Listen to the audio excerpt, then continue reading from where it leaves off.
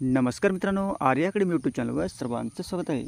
मित्रांनो, आज व्हिडिओमध्ये आपण PM किसान योजना ही कोणती योजना आहे, कशाबद्दल आहे, याच्या अटी कोणत्या आहेत, संपूर्ण माहिती आपण या व्हिडिओमध्ये पाहणार आहोत. तुम्ही जर चॅनलवर नसेल तर चॅनल एकाने सबस्क्राईब करायचं आहे. चला मग व्हिडिओला स्टार्ट करूया. PM किसान योजना सन्मान निधी पुढील हप्ता लाभ घेण्यासाठी 2 अटी पूर्ण करणे अनिवार्य आहे. पुढील तुम्हाला 2 अटी पूर्ण करणे अनिवार्य आहे. अन्यथा तुमच्या खात्यात 2000 रुपये जमा होणार नाहीत. तर बघा मित्रांनो, खूप महत्त्वाची अपडेट आहे. तर पुढे पाहूत मग. PM किसान योजना सणासुदीच्या काळात शेतकऱ्यासाठी गुड न्यूज आहे. केंद्र सरकारच्या प्रधानमंत्री किसान सन्मान निधीचा 18व्या हप्त्याबद्दल नवीन अपडेट समोर आलेली आहे. या योजनेच्या माध्यमातून 17 हप्ते मिळालेले आहेत. म्हणजे तुम्हाला आतापर्यंत 17 हप्ते हे कंप्लीट झालेले आहेत आणि 18 हप्त्यासाठी तुम्हाला काय काय करावे लागत आहे याबद्दल आपण माहिती पाहणार आहोत. पुढील हप्त्याची शेतकरी वाट पाहत आहेत. मात्र PM किसानच्या यादीत नाव असूनही अनेक शेतकरी या लाभापासून वंचित राहत आहेत. कारण या योजनेच्या आवश्यक अटी शर्यती ते पूर्ण करत नाहीत. तुम्ही देखील या योजनेचे लाभार्थी असाल तर या अटी शर्यती आजच पूर्ण करून घ्या. तुमच्या कोणत्या अटी आहेत ते तुम्हाला पूर्ण करायच्या आहेत. पुढे पाहूत. तरच PM किसान योजनेचे पैसे खात्यात जमा होणार आहेत. म्हणजे जर तुम्ही हे अटी जर केल्यात पूर्ण तर तुमचे पैसे जमा होणार आहेत. PM किसान सन्मान निधी योजनेच्या लाभार्थ्यासाठी केंद्र सरकारने काही काळापासून KYCची प्रक्रिया अनिवार्य केलेली आहे. आता मित्रांनो, तुम्हाला ही KYC ही अत्यंत महत्त्वाची ठरलेली आहे आणि हे तुम्हाला KYCबद्दल ही माहिती सांगणार आहे. तुम्हाला कशाप्रकारे तुम्हाला KYC करायची आहे.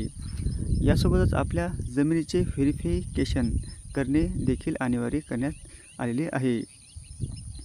लाभार्थ्यांना या अटी पूर्ण केल्या नाही तर पुढील हप्ता त्यांना मिळणार नाही. तुमचेही KYC आणि लँड व्हेरिफिकेशन राहिले असेल तर आजच पूर्ण करायचे आहे. तुमचं जर व्हेरिफिकेशन करायचं असेल तर तुम्हाला हे आजच करावे लागणार आहे. पुढे बघू, ऑनलाईन KYC कशी करावी. तुम्हाला आता ऑनलाईन जर KYC करायची असेल तर ती कशाप्रकारे करायची आहे याबद्दल आपण सांगणार आहोत. तर बघा मित्रांनो, PM किसान योजनेच्या लाभार्थ्यांना ऑनलाईन आणि ऑफलाईन दोन्ही पद्धतीने KYC करण्याची सुविधा मिळालेली आहे. यामध्ये आपण ऑनलाईन पद्धत सोप्या शब्दात समजून घेऊया. ऑनलाईन पद्धत कशाप्रकारे आहे. सर्वात पहिल्यांदा PM किसान योजनेची अधिकृत वेबसाईट म्हणजे PM किसान गव्हर्नमेंट इनला भेट द्यायची आहे. तुम्हाला काय करायचं आहे, PM किसान गव्हर्नमेंट इनला तुम्हाला भेट द्यायची आहे आणि होमपेजवर फार्मर कॉर्नर सेक्शनमध्ये KYC पर्याय निवडायचा आहे. काय करायचं आहे, फार्मर कॉर्नर ही सेक्शनमध्ये तुम्हाला KYCचा पर्याय निवडायचा आहे. पुढे KYC पेजवर जाऊन आपला 12 अंकी आधार टाकायचा आहे. 12 अंकी नंबर जे असतो तुमचा ते तुम्हाला त्या ठिकाणी टाकायचा आहे आणि यानंतर सर्च ऑप्शनवर क्लिक करायचं आहे. आता आपला रजिस्टर मोबाईल जे तुमचा रजिस्टर मोबाईल आहे ते त्या ठिकाणी नोंदवायचा आहे. नंबर टाकताच मोबाईलवर एक OTP येईल, तो इथे टाकायचा आहे आणि OTP आल्यानंतर सबमिट बटनावर क्लिक करायचं आहे. हे प्रोसेस तुम्हाला करायची आहे. असे केल्यास तुमची KYC पूर्ण होईल आणि ही माहिती देणारे मॅसेज तुमच्या मोबाईलवर येईल. म्हणजे तुमची KYC झाली की नाही तुमच्या मोबाईलवर एक मॅसेज येईल सक्सेसफुलीचा. तर बघू तर ऑफलाईन KYC कशी करायची. ऑफलाईन KYC कशी करावी. ज्या शेतकऱ्याच्या ऑनलाईन KYC प्रक्रिया अवघड वाटते, म्हणजे ज्या शेतकऱ्यांना KYC करणे अवघड वाटते त्यांना एक ऑफलाईन KYC सुद्धा आहे. तर शेतकऱ्यांच्या ऑनलाईन KYC प्रक्रिया अवघड वाटते त्यांना ऑफलाईन प्रोसेस करण्याचाही पर्याय सरकारने दिलेला आहे.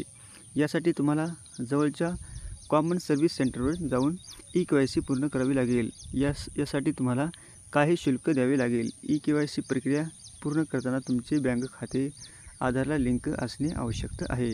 नाहीतर ही प्रक्रिया पूर्ण होणार नाही. म्हणजे तुमचा जो आधार क्रमांक आहे ते बँकेशी जोडलेला असावा तर तुमची KYC पूर्ण होऊन जाईल.